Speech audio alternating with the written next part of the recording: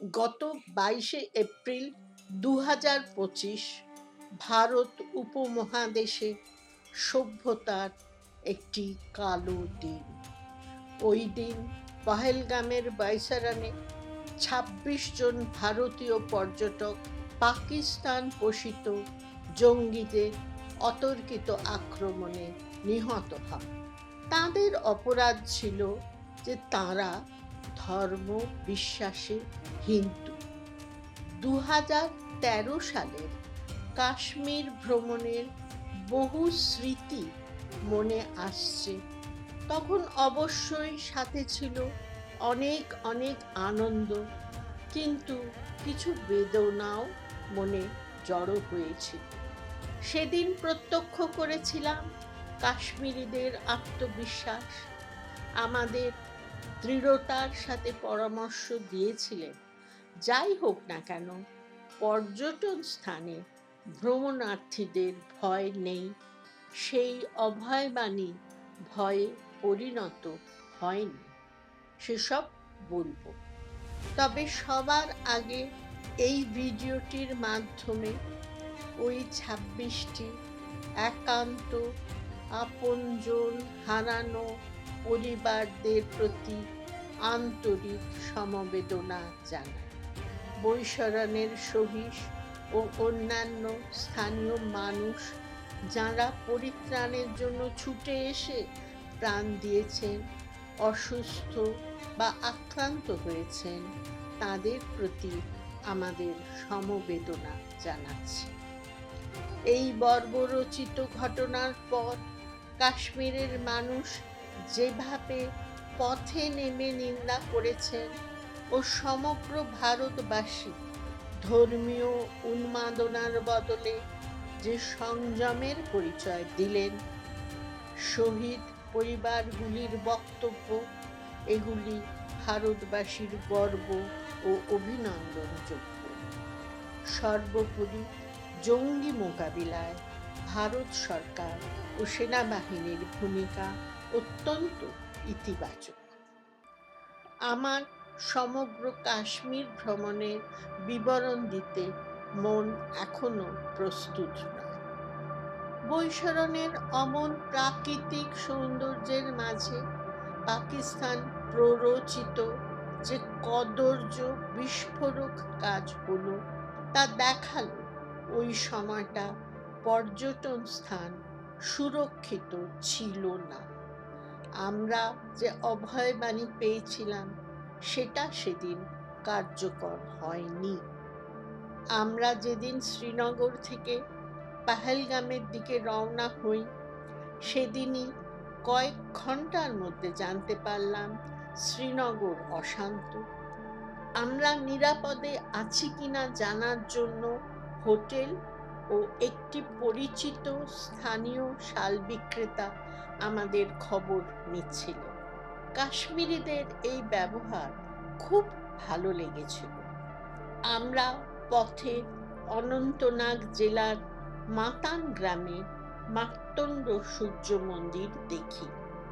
Archaeological society of India প্রমাণ করেছেন যে অবন্তী ভাসমিন নামে বিষ্ণু মন্দির ও অবন্তী ভাসারা নামে শৈব মন্দির প্রতিষ্ঠিত ছিল। এছাড়া আর্কিওলজিক্যাল সোসাইটি অফ ইন্ডিয়া এই দুটি মন্দির দূরে দূরে কিন্তু স্থাপত্যে সূর্য মন্দিরটির সঙ্গে যুক্ত ছিল। সবকটি ঐতিহ্য সম্পন্ন, অথচ আজ ধ্বংসপ্রাপ্ত। অবন্তী ভাসমিন সবার আগে দেখা যায়, দ্বিতীয়টি খুঁজে বার করতে হবে। এর কথা পরে জানাচ্ছি। সুন্দরী লিডার নদীর আঁকা বাঁকা পথ পেরিয়ে এক জায়গায় এলাম। দেখলাম অনেক তেজি ঘোড়া মাঠে চড়ে বেড়াচ্ছে। বুঝলাম পহেলগাম এসে গেছি। পহেলগাম যে সাহেবদের স্কটল্যান্ড, যদিও ওখানকার প্রথম গ্রাম পহেলা গ্রাম, তবু প্রাকৃতিক সাজুজ্যে সে সাহেবদের স্কটল্যান্ড বলেও পরিচিত। প্রথম দিন বেতাব ভ্যালি ঘুরে পরের দিন 70 বছরের 3 বুড়ো বুড়িকে পনিওয়ালা প্রলুব্ধ করাতে পেরেছিল যে তার বাহন চড়ে 5 কিলোমিটার গিয়ে বৈশরণ ভ্যালি দেখে আসা যাবে। ওখানে পায়ে হেঁটে ট্রেকিং করেও যাওয়া যায়। ঝকঝকে নীল আকাশের নিচে পাহাড়ি পাইন, চিনার, কোথাও বা আখরোট গাছের পাশ ঘেঁষে খচ্চরের পিঠে যাত্রা সে এক নতুন রোমাঞ্চকর অভিজ্ঞতা। পথে দেখলাম বিশাল এক টেন্ট, প্রচুর মানুষ। সহিস বললেন এরা ওই অঞ্চলের যাযাবর। সরকার এখন যাযাবরদের বুঝিয়ে সুঝিয়ে বাচ্চাদের পড়াশোনা করাবার জন্য চেষ্টা করছে। শুনে ভালো লেগেছিল। এরপরই দেখা গেল কয়েক হাত দূর দূর অত্যন্ত গরিব মানুষ ভয়ানক মলিন মুখে ধপধপে সাদা বাচ্চা বাচ্চা খরগোশ 2 হাতে ধরে রাস্তার কিনারায় দাঁড়িয়ে আছে। ওটা কি খুব সুস্বাদু? পর্যটকরা কিনে খেতে পারে? পরে মনে হলো পাহাড়ি খরগোশ হয়তোবা বড়লোক পর্যটকরা বাড়িতে নিয়ে আসবেন পোষ্যের আনন্দ উপভোগ করবার জন্য। আজও ব্যাপারটা বুঝতে পারিনি।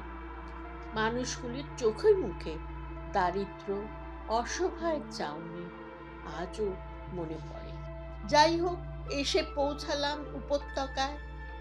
মায়াময় নীল আকাশের নিচে সবুজের বিভিন্ন রঙের মেলা।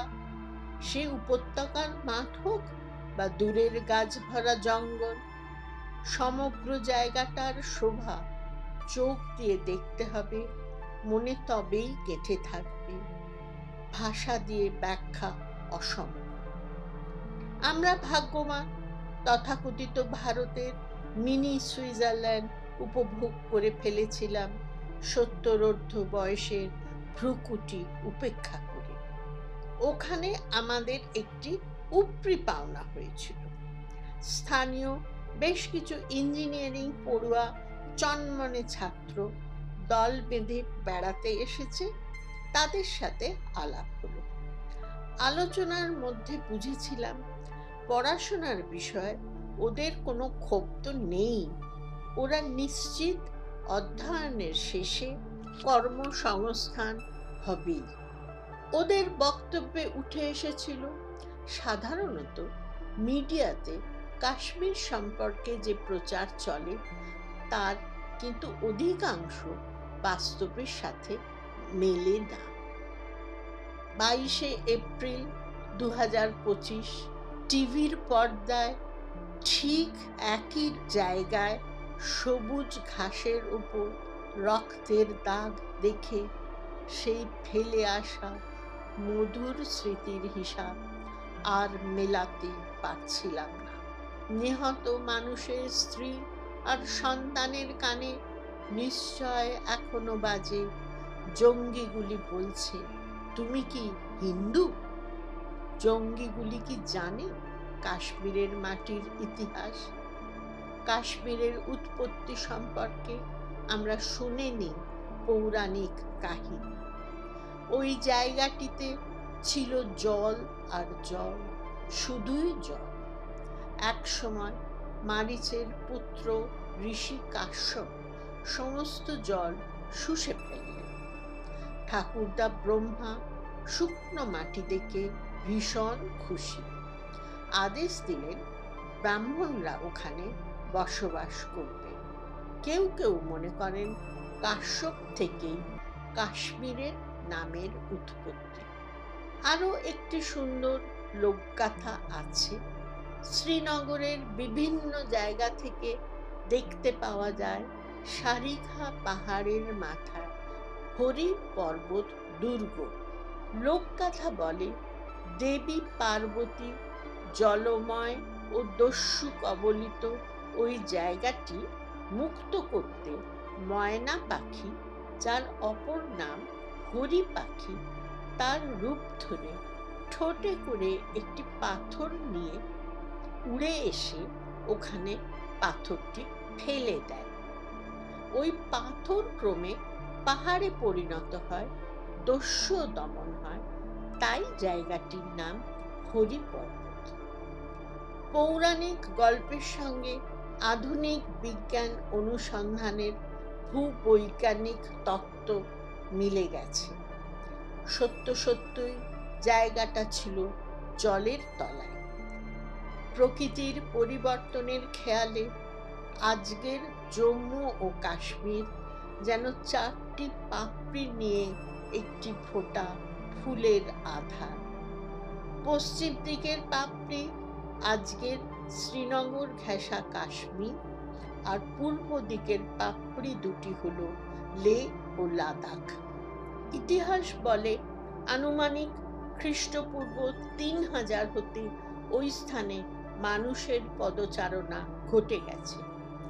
আর্যরা এদেশে আসার পর যে হিন্দু সংস্কৃতি ছড়িয়ে পড়েছিল, পৌরাণিক গল্পগুলি তারই প্রতিফলন। আগে বলা অবন্তী ভাসারা নামে মন্দির পাণ্ডবকে লারি বলে এখনো মানুষ বিশ্বাস করে। তুমি কি হিন্দু? প্রাচীন হিন্দু ধর্ম সংস্কৃতির মাটিতে এই প্রশ্ন করাটা অবান্তর।